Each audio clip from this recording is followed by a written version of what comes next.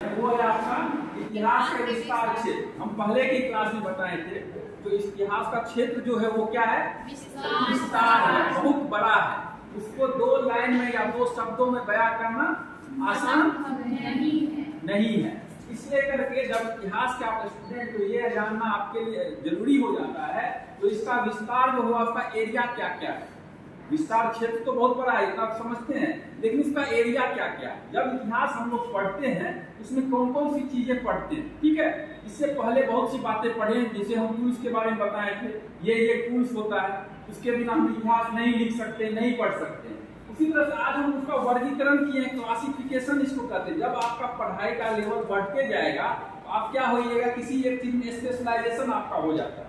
नहीं, जैसे आप लोग पढ़ते आए 10th तक पढ़े होंगे सर्विस है, जब इंटर में आए होंगे तो साइंस या आर्ट्स या कॉमर्स रखते होंगे, तो एक कोई आर्ट्स या साइंस या कॉमर्स का आप स्पेशलाइज्ड हो गए। उसके बाद क्या हुआ, जब आप ग्रेजुएशन में आए तो फिर एक ऑनर्स पेपर जिसको एमएससी बोलते हैं वो रखते हैं, स्पेशलाइजेशन हो जाता है। उसी तरह से इसका एरिया है, हिस्ट्री का भी क्या है, एरिया है, और उसको क्लासिफिकेशन किया गया, उसको क्या किया है, वर्गीकृत किया गया, यानी उसका वर्गीकरण किया गया। उस वर्गीकरण को आज हम लोग समझेंगे। जब आपका लेवल हाई होते जाएगा तो इसमें स्पेशलाइजेशन होता है। इसमें क्या होता है, स्पेशलाइजेशन होता है। इतिहास में भी क्या होता है, अभी क्या आपका एक सब्जेक्ट स्पेशलाइजेशन है, ठीक है, जो आप इतिहास के बच्चे हैं, लेकिन इतिहास में भी आपको स्पेशलाइजेशन हासिल करना होता है। तो उसमें ये सारे टॉपिक हैं, ये सारे जो पॉइंट लिखा हुआ है, इसी को समझना है क्या होता है, नहीं होता है। नाम से तो स्पष्ट हो रहा है, नाम से आपको स्पष्ट हो जाएगा, लिखा हुआ राजनीति विज्ञान, तो राजनीति की बातें होंगी। तो इसी तरह से हमको एक एक करके सारे पॉइंट को समझना है। अंडरस्टूड, यहाँ पे कोई कंफ्यूजन? चलिए हम लोग एक एक करके समझते हैं। इसकी आवश्यकता क्यों पड़ी, वर्गीकरण की आवश्यकता क्यों पड़ी, इसको समझ लेते हैं। जब हम पढ़ने जाते हैं, जो पढ़ने जाते हैं तो स्पेशलाइजेशन क्यों किया जाता है, वर्गीकरण क्यों जाता है, ताकि पढ़ने में आपको आसानी हो, साथ ही आपका इंटरेस्ट जो है जिसमें होगा आप उसी को पढ़ेंगे। सपोज इतिहास के आप स्टूडेंट है, आपका इंटरेस्ट जो है इतिहास का जो है सामाजिक इतिहास क्या था, नहीं था, समाज किस प्रकार से डेवलप कर रहा था एंशिएंट टाइम से, और ये सारे बिंदु जितने पॉइंट है ये सारे जो है कहीं ना कहीं सब जो है इसके केंद्र बिंदु में जो है क्या है, इसके केंद्र बिंदु में क्या है, आपको मानव क्या है, मानव केंद्र बिंदु में क्या है, मानव। यही मानव से ही रिलेटेड ये सारे पॉइंट्स है, ठीक है। तो आपका स्पेशलाइजेशन जब होगा, जैसे आपको एक और एग्जांपल बताते हैं, डॉक्टर बहुत है, अगर हमारा आंख खराब होता है तो हम कहाँ जाते हैं, आंख के जो डॉक्टर हैं उसके पास जाएंगे। अगर हमारा कान खराब होगा तो हम लोग, उसी तरह से इतिहास में आपकी समस्या जब होगी, जैसे धार्मिक धर्म से रिलेटेड बातें अगर समझना होगा तो फिर आपको धार्मिक इतिहास के जानकार होंगे उनके पास जाना होगा, या धार्मिक इतिहास का जो बुक होगा उसको आप अच्छे से पढ़ना होगा। उसी तरह से ऐसा नहीं आपका धर्म से रिलेटेड कोई क्वेश्चन है और जा रहे हैं हम लोग जो है आपको संवैधानिक इतिहास के जानकारों के पास पूछने जा रहे हैं, तो फिर आपका वहां पे आंसर सही नहीं मिलेगा। आपको जो है कान का डॉक्टर है तो कान के डॉक्टर के पास जो है कान का बीमारी लेके जाना है, ऐसा नहीं आंख का बीमारी लेके जाइएगा तो फिर टेबलेट देने का कोई मिल जाएगा, कोई टेबलेट, समझ में आएगा। इसी तरह से ये वर्गीकरण किया गया है आपके इंटरेस्ट के हिसाब से, आपके इंटरेस्ट के हिसाब से। किसी बच्चे का क्या होता है, जो राजनीति में इतिहास क्या होता है, उसका राजनीति पॉलिटिक्स में इंटरेस्ट होता है। बहुत से आपकी सोसाइटी में देखते होंगे तो नेतागिरी खूब कर रहा है, क्या हो रहा है, नेतागिरी, किसी को नेता बनने का बड़ा शौक है, और नेतागिरी करने के लिए आपको राजनीति आना चाहिए। और राजनीति का क्या होता है, सत्ता को हासिल करने के लिए, अपने प्रॉफिट के लिए जो पॉलिसी बनाया जाता है वो क्या होता है, ठीक है। जैसे घर में ही राजनीति होता है, घर घर में अगर 5 भाई हैं उसमें भी राजनीति होता है, नहीं होता है। सब चाहता है जो हम सबसे धनी बन जाए और सब पे हम शासन करें। इंसान का ये क्या है, मनोवृत्ति है, ये जो साइकोलॉजी है। सब आदमी चाहता है धनवान बनना, सब आदमी चाहता है एक दूसरे पे शासन करना, ठीक है। तो राजनीति का आप क्या हो गया, जो आपको शासन को हासिल करने के जो नीति बनाई जाती है उसको हम क्या कहेंगे, राजनीति, पॉलिसी जिसको बोलते हैं। अब इसमें हम लोग जो पढ़ना रहता है, इसमें अगर इसमें आपको पढ़ना रहेगा, इससे संबंधित अगर बुक पढ़ते हैं या इसमें आपको स्पेशलाइजेशन लेना है तो फिर आपको राजनीति का मतलब क्या, मानव का जब से धरती पे मानव आया तब से लेकर अभी तक में कौन कौन से शासक हैं और सत्ता को हासिल करने के लिए उन्होंने कौन कौन से पॉलिसी बनाए, उनके द्वारा कौन कौन से पॉलिसी बनाया, कौन कौन सा नीति बनाया गया। जैसे नरेंद्र मोदी जी हैं, ठीक है। तो सत्ता को हासिल करने के लिए क्या करते हैं, पॉलिसी बनाते हैं। लोगों को खुश करने के लिए क्या करते हैं, पॉलिसी बनाते हैं। कभी राम मंदिर का मुद्दा, कभी सिलेंडर का मुद्दा, कभी महिलाओं के उत्थान का मुद्दा, ये क्या है, एक पॉलिसी बनाया जाता ताकि पब्लिक खुश हो और हमको समझ में आ गया। तो यही चीज आपका राजनीतिक इतिहास हमको पढ़ना है। मानव का जब से धरती पे आया तब से लेकर के अभी तक में विभिन्न शासकों के द्वारा, विभिन्न शासक के द्वारा जो पॉलिसी बनाया जाता होगा, या हो सकता है वो पॉलिसी धर्म से रिलेटेड है, हो सकता है वो हमारी सांस्कृतिक क्षेत्र से रिलेटेड हो सकता है हमारे वो समाज से रिलेटेड हो सकता है वो हमारा महिलाओं से रिलेटेड हो। महिलाओं को खुश करने के लिए क्या किया जाएगा, इन लोगों को 50,000 रुपया मुख्यमंत्री जी दे देंगे, क्यों, महिला खुश हो जाएगी। क्या समाज में जो दारूबंदी अगर है, शराबबंदी अगर है, तो वो भी लोगों को खुश करने के लिए पॉलिसी बनाया जाता है गवर्नमेंट के द्वारा, ताकि लोग खुश हो जाएं और उनको वोट करें, ताकि उनका सत्ता बना रहे। इसी को कहते हैं हम लोग राजनीति, पॉलिटिक्स। समझ में आएगा। हाँ, तो पहला नंबर पॉइंट आप लोग समझ गए होंगे। तो राजनीति इतिहास क्या होता है, ऐसा इतिहास होता है मानव का, ऐसा इतिहास जिसमें राजनीति से संबंधित बातें की जाती हो, उसको हम लोग क्या कहेंगे, राजनीतिक शास्त्र। कोई कंफ्यूजन? चलिए अब हम लोग जो है सांस्कृतिक इतिहास करते हैं। सांस्कृतिक का मतलब क्या होता है, अब संस्कृति को समझिए। सांस्कृतिक को समझने से पहले हमको संस्कृति को समझना हो, सांस्कृतिक को समझने से पहले हमको संस्कृति को समझना हो। संस्कृति होता क्या है? अब संस्कृति का मतलब क्या है, हम किसी न किसी सराउंडिंग रहते हैं, हम कहाँ में कहीं न कहीं किसी वातावरण में रहते हैं। मानव जो है किसी न किसी वातावरण में रहता हो, चाहे वो वातावरण अच्छा हो बुरा हो, जैसा भी परिवेश जिसको हम लोग कहते हैं। यानी मानव जो है जिस वातावरण में रहता है और वो सामाजिक बनना चाहता है, जिस अगर दूसरे शब्दों में कहें, सांस्कृतिक का अर्थ ये होता है ऐसा वातावरण, ऐसा वातावरण, ये क्या है वातावरण, मान लीजिए वातावरण, ऐसा वातावरण जिसमें रह करके मानव जो है वो क्या बनता है, सामाजिक प्राणी बनता है। ऐसा वातावरण जिसमें रह करके मानव जो है वो सामाजिक प्राणी बनता है, उसको हम लोग क्या कहेंगे, संस्कृति। वही संस्कृति है। बोलिए इसमें क्या आएगा, मानव जब सामाजिक प्राणी बनता है तो उसमें बहुत चीज सीखता है। क्या सीखता है, बोलना, चलना। हम बताएं संस्कृति का अर्थ सिर्फ बोलना ही नहीं होता, आपका सारा चीज क्या है, आपकी संस्कृति है। आप कैसे बोलते हैं ये भी आपका क्या है, संस्कृति है। अगर आप खराब बोलते हैं तो लोग क्या बोलता है, ऐसा संस्कार, ऐसी संस्कृति है। देखो बोलने नहीं आता, बोला जाता है ना, वही क्या है। तो हम लोग क्या है, मानव का जो भी एक्टिविटी होता है, ठीक है। तो यानी कहने का संस्कृति का अर्थ आपको बताएं, ऐसा वातावरण जिसमें मानव रह के सामाजिक प्राणी बनता है, उसको हम क्या कहेंगे, संस्कृति। वही चीज है यहाँ पे लिखा हुआ सांस्कृतिक इतिहास का मतलब क्या हो गया, ऐसा इतिहास जिसमें मानव से संबंधित जो बातें होंगी वो की जाती होंगी, चाहे उसका बोलना हो, चाहे मूर्ति कला हो, चाहे आपको क्या कहते चित्रकला हो, चाहे विभिन्न तरह की कलाकारी हो, चाहे बोलने का ढंग हो, चाहे लिखने का ढंग हो, चाहे विभिन्न तरह के जो भी ढंग है, ये सारे चीज क्या आएंगे, सांस्कृतिक इतिहास में आएंगे। और वो सब वो भी किससे रिलेटेड होगा, मानव। ठीक है, यहाँ तक समझने में दूसरा पॉइंट, किसी को कोई दिक्कत नहीं होनी चाहिए। अगर कोई कंफ्यूजन है, कोई डॉट है, तो आप यही तक पूछ सकते हैं। कोई कंफ्यूजन? चलिए अब क्या है,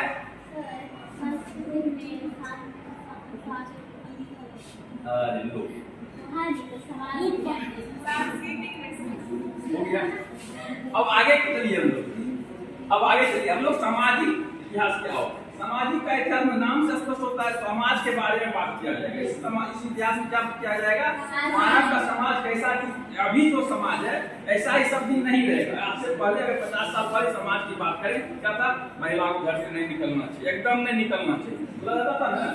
वो क्या था, उस समय का समाज, उस समय की स्थिति हम लोग को पढ़ना रहता है। यानी विभिन्न समय के सामाजिक स्थितियों के बारे में जिसमें अध्ययन किया जाता हो, वो क्या होगा हमारा, विभिन्न समय के सामाजिक स्थितियों का जिसमें अध्ययन किया जाता होगा, उसको हम लोग क्या कहेंगे, कोई कंफ्यूजन? यानी सभी समय के, चाहे वो आज से 1000 साल पहले की बात, चाहे मुगल काल की बात हो, चाहे सल्तनत काल की बात हो, चाहे वैदिक काल की बात हो, चाहे हड़प्पा काल की बात हो, उस समय का समाज जो होगा वो किस प्रकार का था, क्या करता था, नहीं करता था, पैसा कमाने के लिए क्या करता था, ठीक है। तो वो जो हम पढ़ेंगे वो हमारा क्या हो जाएगा, सामाजिक इतिहास। यानी विभिन्न समय के सामाजिक व्यक्तियों के का अध्ययन करना ही क्या कहलाता है आपको? कोई कंफ्यूजन किसी को? चलिए अगला क्या है? आर्थिक इतिहास का मतलब क्या है? इसमें फोकस किया जाएगा ऐसा इतिहास जो मानव का अर्थ से जुड़ा हो, पैसे से जुड़ा हो, यानी आर्थिक गतिविधि विभिन्न समय में उसके द्वारा क्या किया जाता हो, वो क्या हो जाएगा हमारा आर्थिक इतिहास। यानी इसमें एंशियंट टाइम से लेकर के आज तक का जो है हम लोग देखेंगे मानव जो है पैसा कमाने के जीने के लिए क्या चाहिए?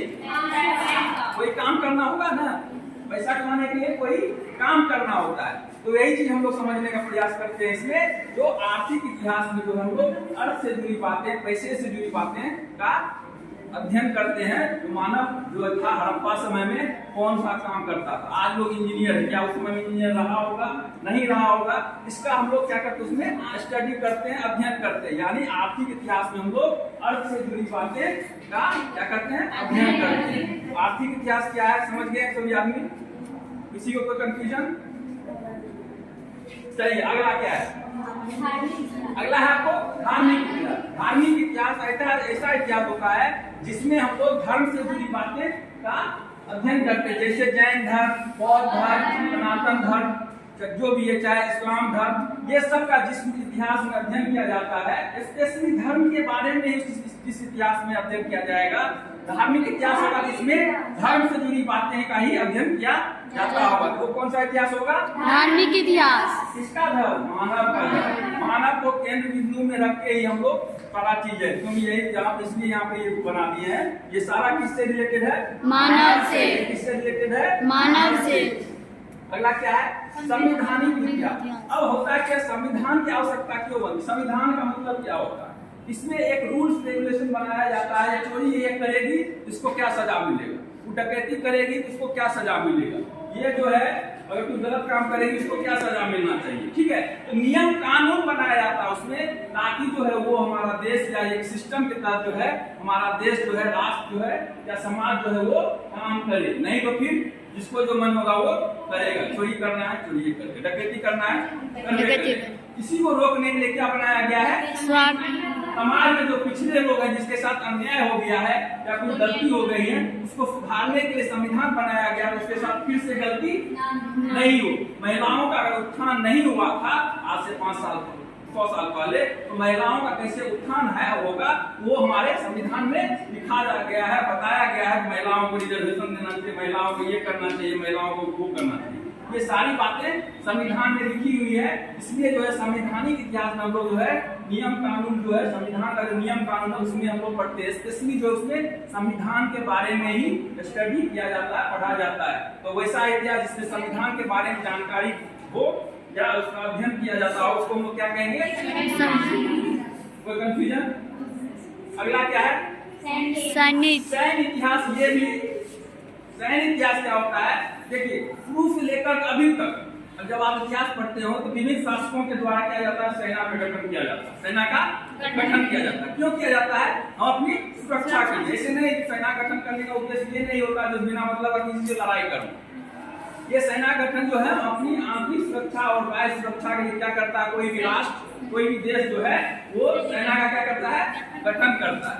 कोई भी राष्ट्र जो है सेना का गठन इसलिए करता है ताकि वो अपनी आंतरिक सुरक्षा और बाह्य सुरक्षा कर सके। ऐसा नहीं बिना मतलब का लड़ने के लिए जो सेना का गठन किया जाता है। तो इस इतिहास में हम लोग सेना से संबंधित विभिन्न शासन काल में, विभिन्न समय में जो शासकों के द्वारा जो सेना का गठन किया जाता था वो कैसे किया जाता था, उसका आधार क्या था, सेना को पैसा कैसे दिया जाता था, ये सारी बातें का जो है अध्ययन जिसमें किया जाता होगा उसको हम लोग क्या कहेंगे? सैन्य इतिहास। सैन्य इतिहास। कोई कंफ्यूजन है? अब अगला क्या है? स्थानीय इतिहास। स्थानीय इतिहास का मतलब क्या होता है? लोकल लेवल पे जिस चीज का स्टडी किया जाता है। जैसे कहेंगे मिथिला का इतिहास। क्या कहेंगे हम लोग? मिथिला का इतिहास। तो मिथिला का इतिहास का मतलब ये स्थानीय इतिहास है, जिसमें जो है मिथिला क्षेत्र में जो आते होंगे उसी का के बारे में बताया जाता है। लोग कैसे रहते थे, कौन सी भाषा बोलते थे, कौन सा धर्म अपनाते थे, ये सारी चीज की जानकारी जो हमें जो स्थानीय लेवल पे प्राप्त होती है वो जो है हमको स्थानीय इतिहास में प्राप्त होती है। उसी को हम लोग क्या कहते हैं? स्थानीय इतिहास। कोई कंफ्यूजन?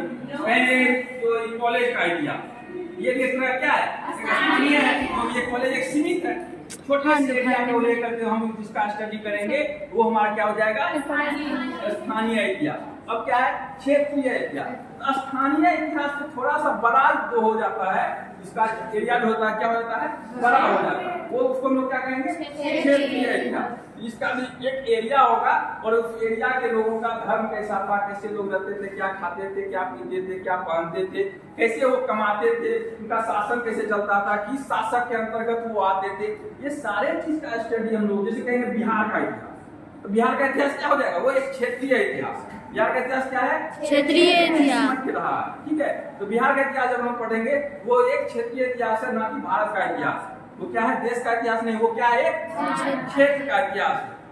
बिहार का इतिहास क्या होगा जाएगा, एक क्षेत्रीय इतिहास। उसके बारे में हम लोग पढ़ेंगे, बिहार के लोग पहले कैसे थे, क्या धर्म था, नहीं था, कौन से शासक थे, वो अपनी आर्थिक गतिविधियों को चलाने के लिए वो क्या क्या करते थे, ये सारी चीज की जानकारी हम लोग क्षेत्रीय इतिहास में अध्ययन करते हैं। अगला क्या है, राष्ट्रीय मतलब तो राष्ट्र स्तर से, यानी किसी नेशनल लेवल पे, जैसे भारत, पाकिस्तान, नेपाल, भूटान, श्रीलंका, अमेरिका, जो भी देश है उसका जो हम लोग स्टडी करते हैं, उस देश का स्पेशली जो स्टडी करते हैं, उस देश में इसका इतिहास क्या था, नहीं था। जैसे हम लोग भारत के लोग ने भारत का इतिहास को ज्यादा फोकस करते हैं और इसी के बारे में पढ़ते हैं, उसी तरह यूरोप के जो लोग होंगे, लंदन के जो लोग होंगे, अमेरिका के जो लोग होंगे, वो अपने देश का इतिहास पढ़ते होंगे। तो एक देश लेवल पे, राष्ट्रीय लेवल पे जो इतिहास होता है किसी भी देश का, वो हमारा क्या हो जाता है, राष्ट्रीय इतिहास। कोई कंफ्यूजन? अगला क्या है, विश्व इतिहास। विश्व इतिहास का मतलब देश के बाद, यानी वर्ल्ड का जो हम लोग हिस्ट्री पढ़ते हैं, जैसे आप लोग सेकंड सेमेस्टर में जाइएगा उसमें वर्ल्ड का इतिहास बताया गया है और उसमें एंशिएंट टाइम का है।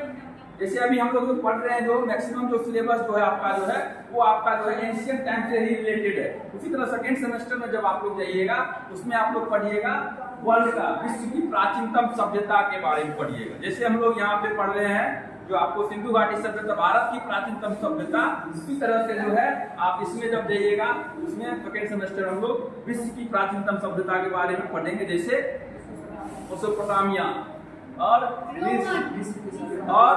चीन, ठीक है, ये सब के बारे में हम लोग सेकंड सेमेस्टर में पढ़ेंगे। तो ये अभी फर्स्ट सेमेस्टर का, तो ये उम्मीद करते हैं ये सभी जो लिखा हुआ है समझ गए होंगे सभी बच्चे। किसी को कोई कंफ्यूजन? अगर कोई कंफ्यूजन है तो पूछ सकते हैं। किसी को कुछ समझने में, जब कोई पूछे राजनीतिक इतिहास क्या होता है, धार्मिक इतिहास क्या होता है, या सैन्य इतिहास क्या होता है, क्या बताएं तो तुम्हारा ध्यान नहीं था यहाँ, ठीक है, इसलिए तुम नहीं समझे। संवैधानिक इतिहास का मतलब होता है जो हर जगह के लिए हर शासक के द्वारा कभी न कभी, जैसे भारत का एक अपना संविधान है, उसी तरह से हर समय में तो एक नीति बनाया जाता होगा, एक नियम कानून जो है शासक के द्वारा बनाया जाता होगा और वो जो एक संविधान के रूप में काम करता होगा उस समय। जैसे अभी भी हमारा कॉन्स्टिट्यूशन ऑफ इंडिया है, ठीक है, भारत का संविधान है। उसी तरह से जो क्या है, इंग्लैंड जाएंगे, इंग्लैंड में भी उसका संविधान है, अमेरिका जाएंगे उसका भी अपना ही संविधान। संविधान का इट मींस क्या, नियम कानून। इसमें क्या है, कुछ नहीं, जब पढ़िएगा अनुच्छेद इतना में ये चीज लिखा हुआ है, चोरी करने की सजा ये है, चोरी करने वाले को ये किया जाएगा, अगर आप चोरी करने में आप मदद करते तो आपको ये चीज किया जाएगा। अनुच्छेद दिया हुआ उसमें किस अनुच्छेद के तहत कौन सा कांड आता है, कौन सी घटना आती है, उसके तहत आपको सजा का उसमें प्रावधान किया गया है। इसी तरह से वो करना सबके लिए जरूरी होता है, अगर नहीं किया जाएगा तो फिर जिन लोगों को जो मन होगा सो वो करते रहेगा और फिर हमको सिस्टम चलाने में, शासन चलाने में किसी भी शासक के लिए क्या होगा, कठिनाई होगा। कोई कंफ्यूजन?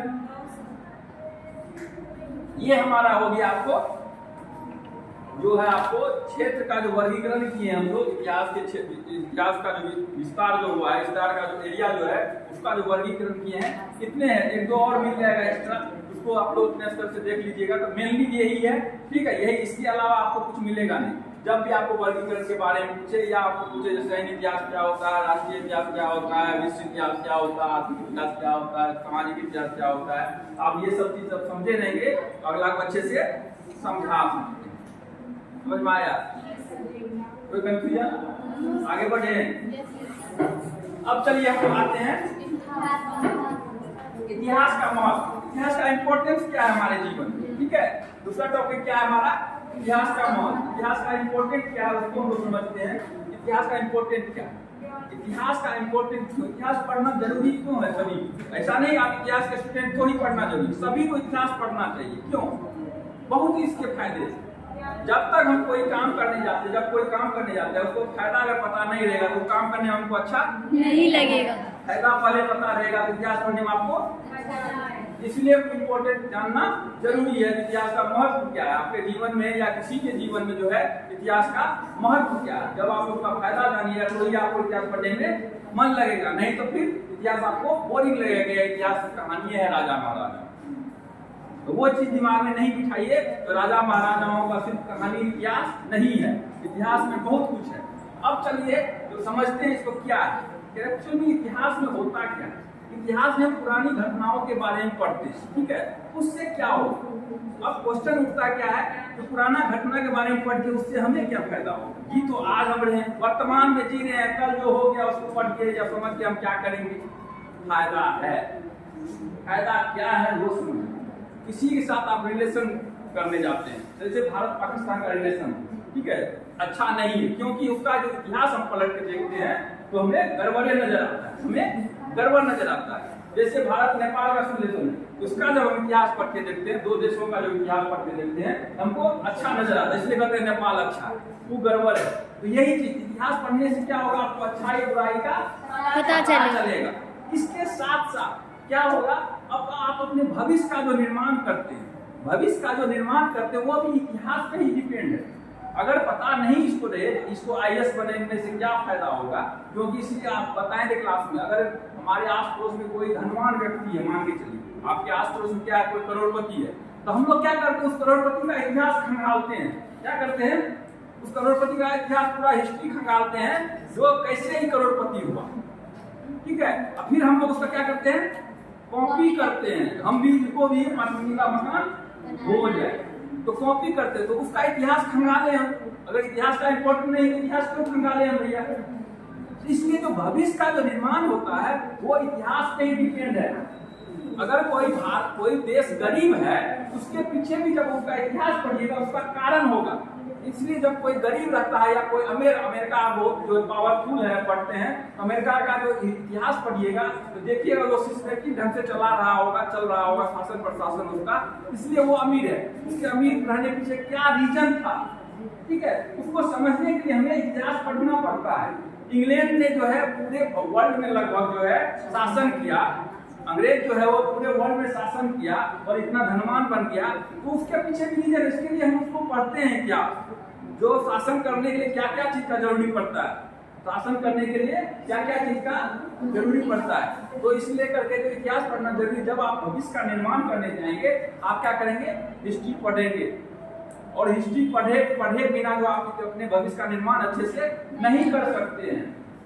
पढ़ाई जो है वो अच्छा होता है, ये हमको कौन बताए, हमारे पापा हम लोग बता रहे हैं, दादाजी बता रहे हैं, तो पढ़ाई करने से तुम्हारा जो है ज्ञान बढ़ेगा, ये बताया जाता है। इसका मतलब है कि पढ़ाई का रिजल्ट अच्छा रहा होगा, क्योंकि हमसे जो पूर्व जो पहले पढ़े होंगे, जैसे राजेंद्र प्रसाद है, डॉक्टर राजेंद्र प्रसाद, वो जो है पढ़े लिखे कितना आगे निकल गए, महात्मा गांधी पढ़े लिखे कितना आगे निकल गए। हम इतिहास पढ़े लिखे थे इसलिए वो आगे निकल गए।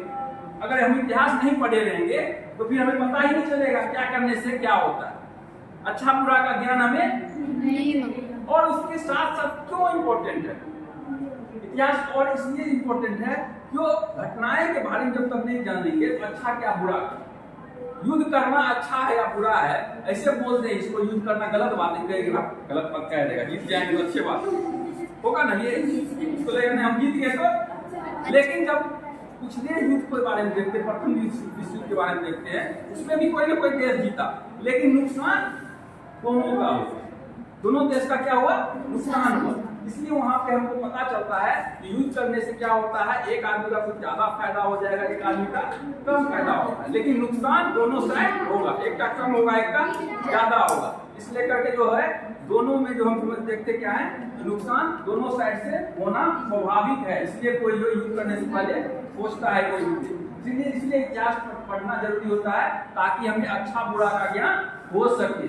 अकबर या औरंगजेब जो की नीति अच्छी नहीं थी, अकबर को कहते अच्छा था, औरंगजेब से तुलना करते हैं तो दोनों में हमको अंतर नजर आता है। अच्छा कौन था, बुरा कौन था, क्या करने से क्या होता है, ये जब तक हम इतिहास नहीं पढ़े रहेंगे तो हमें पता नहीं चलेगा। फिर हम एक्सपेरिमेंट में ही रह जाएंगे, हम लोग क्या करेंगे, अनुसंधान करते रह जाएंगे, लड़ाई करके देखते हैं क्या होता है, अच्छा होता है खराब होता है, क्या होगा? तो अगर इतिहास नहीं पढ़े रहेंगे तो पहले लड़ लेंगे, उसके बाद देखेंगे अच्छा होता है या बुरा होता है।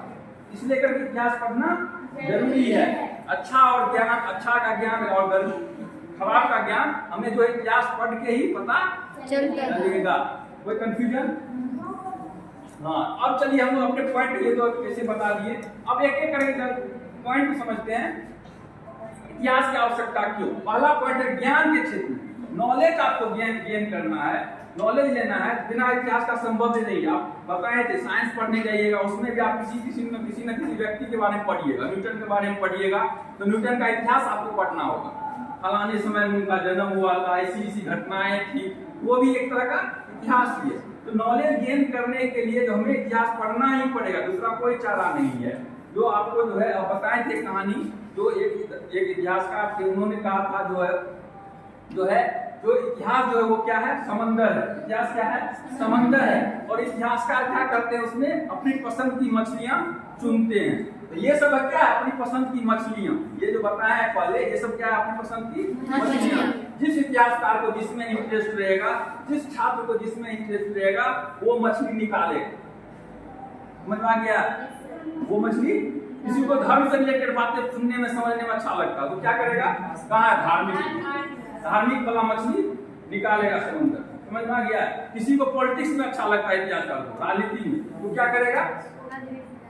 तो ये चीज बोला जाता है दार्शनिकों के द्वारा, जो कोई बात बोला जाता है उसके पीछे तर्क होता है, लॉजिक होता है, न तर्क का वो नहीं बोलते कुछ। अगला क्या है? ज्ञान के क्षेत्र यानी नॉलेज गेन करने के लिए इतिहास पढ़ना सबको जरूरी है। आप यूपीएससी जाइए तो मैक्सिमम क्वेश्चन आपका कहाँ से आता है? इतिहास से।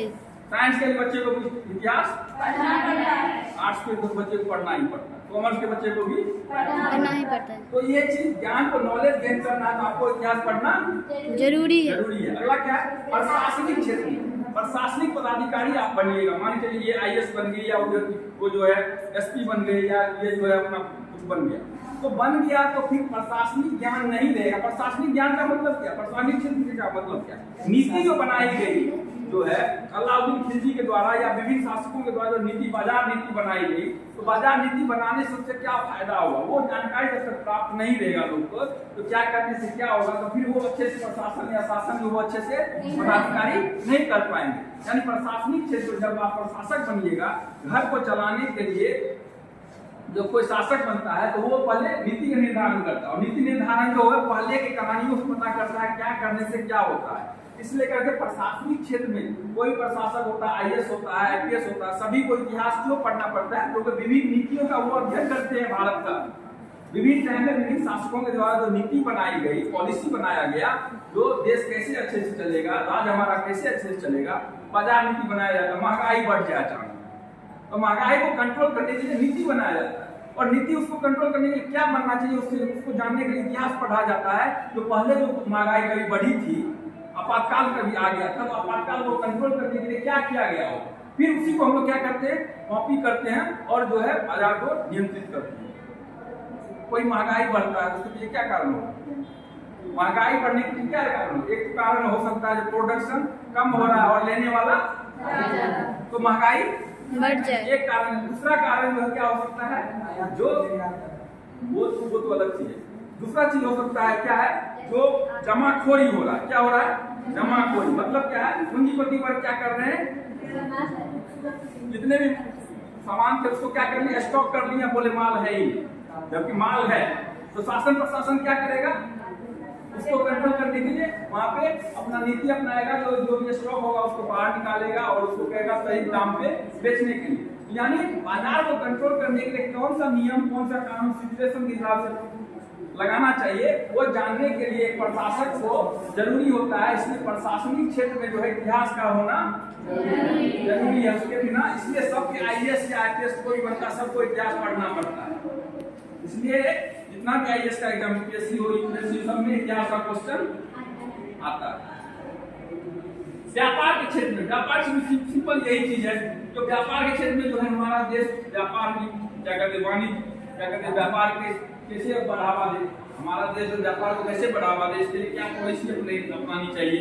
मान के चलिए हमें बिहार में इंडस्ट्रीज नहीं है, बिहार में इंडस्ट्री नहीं है, तो क्यों नहीं है पहले पता करेंगे। क्योंकि यहाँ पे सरकार हो सकता है सुविधा नहीं दे रही हो, जो भी उद्योगपति होंगे उसको उस तरह की फैसिलिटी नहीं दी जाती होगी, उसको कंट्रोल, उसको जो है व्यापार बढ़ाने के लिए सरकार द्वारा पॉलिसी लाया जाता है। व्यापार बढ़ाने के लिए क्या किया जाता है, सरकार द्वारा पॉलिसी लाया जाता है और वो पॉलिसी के तहत वो काम करता है। और ये पॉलिसी क्या होना चाहिए इसके लेकर के इतिहास को पढ़ा जाता है।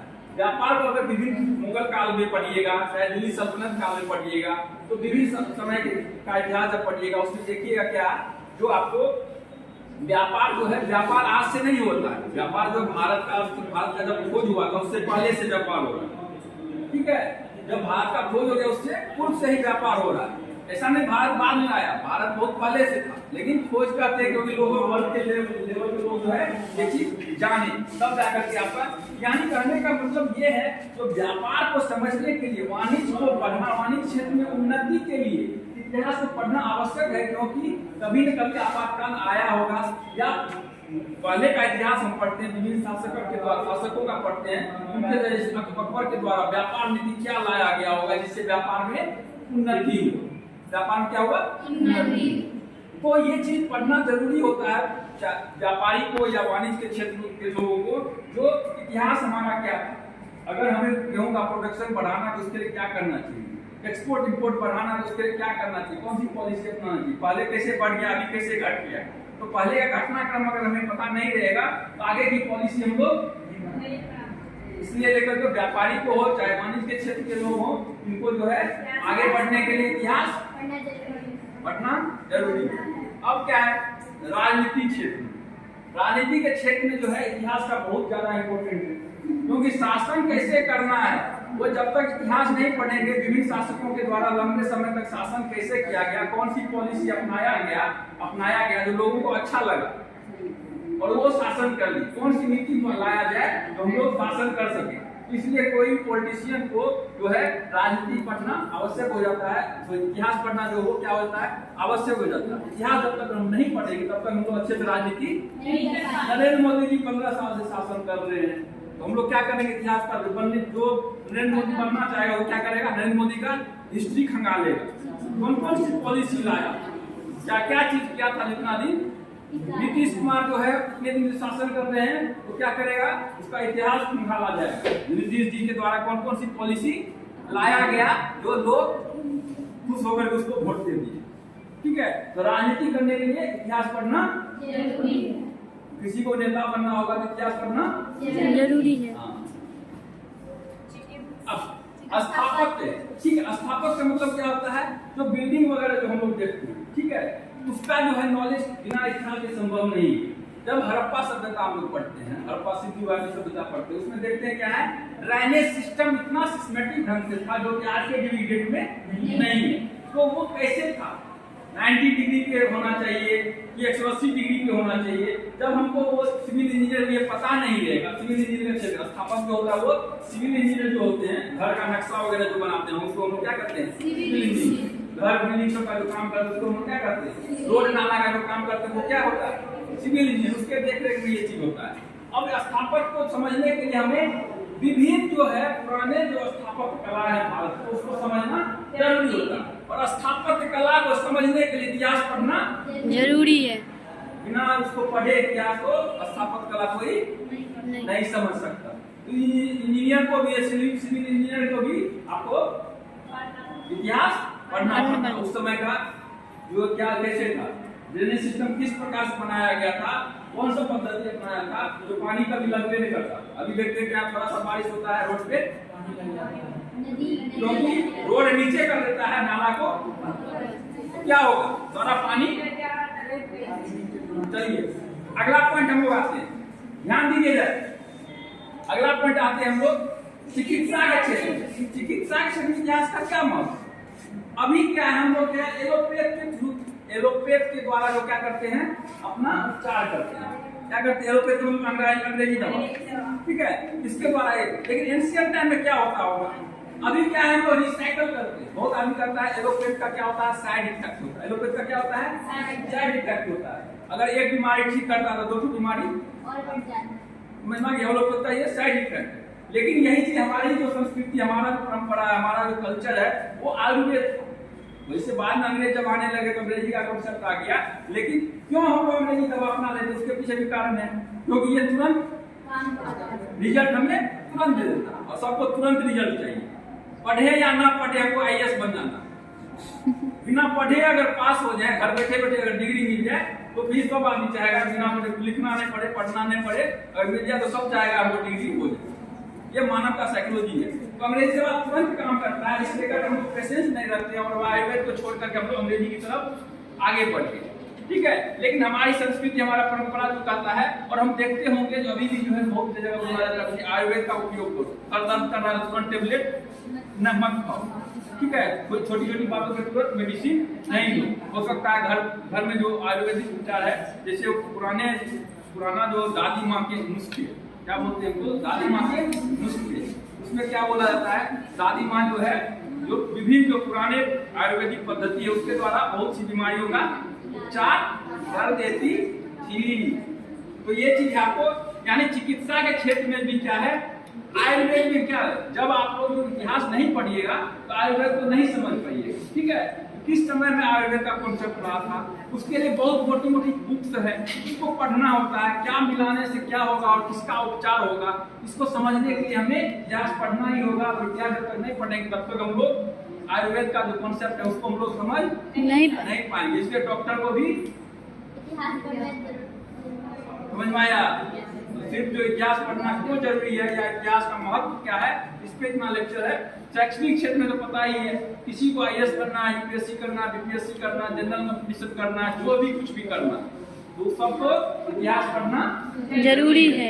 ये सारा जो चीज जो है, तो इतिहास का जो है महत्व क्या है, उम्मीद करते हैं सब आदमी समझ गए होंगे। किसी को कोई डाउट है तो पूछ सकते हैं। जब आपका इतिहास के इम्पोर्टेंट के बारे में क्वेश्चन कोई पूछे घर में, समाज में, एग्जाम में, तो आप इसका ये बात आंसर कर सकते हैं और ऐसे उसको समझा सकते हैं इतिहास का इम्पोर्टेंट हमारे लाइफ में या आपके भी लाइफ में क्या है, उनको भी ये बताना आपके लाइफ में भी क्या है, सिर्फ हमारे ही लाइफ में नहीं, आपके बाबा जी आपके भी लाइफ में काम जरूरी है। इतिहास ना पढ़े तो ये चीज हो ही नहीं सकता।